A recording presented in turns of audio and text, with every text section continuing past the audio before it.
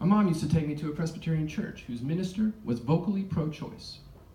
For a time, parishioners from nearby churches, convinced of the absolute correctness of their own religious discernment, stood outside our church and protested it on Sunday mornings. They yelled at us as we drove into the parking lot. They held up signs that said things like, "Your church believes in killing babies." Of course, our church did not believe in killing babies. To say something like that would be to use language incorrectly.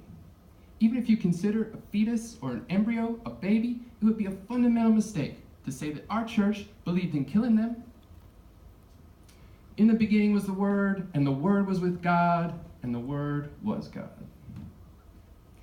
The act of writing is inherently flawed and liable, and the errancy of law and Bible with its many versions and glosses is the only thing we can divine precisely. Words are symbols for expression. They are stand-ins for thoughts and feelings. Thoughts and feelings are elusive things to know, even when they are our own. Sometimes the best way to describe a thing honestly would be to use metaphor. Take a word like logos, Greek for word. It is used 330 times in the New Testament. When it is translated to English for the King James, it is translated as word, but also as saying, as account, and as speech, among several others. John's use of logos is translated in English as these words too, but he stands out among the other authors of the Gospels in using the word logos as a metaphor for God. In the beginning was the Word, and the Word was with God, and the Word was God. 15 weeks into a much-wadded pregnancy, my wife and I terminated. It was unplanned and involuntary, this termination. It was unwilled, and yet it was something we did completely of our own volition. Here are some of the words she and I used to describe the fetus she had inside her, which stopped being on an otherwise pleasant afternoon in July.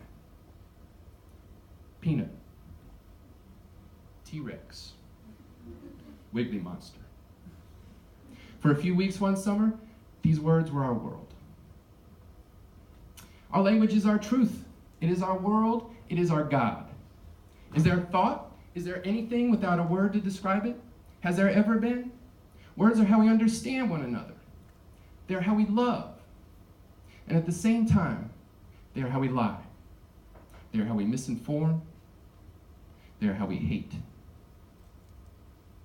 Here is the most honest thing I will ever say to you. I have loved everything in my life absolutely.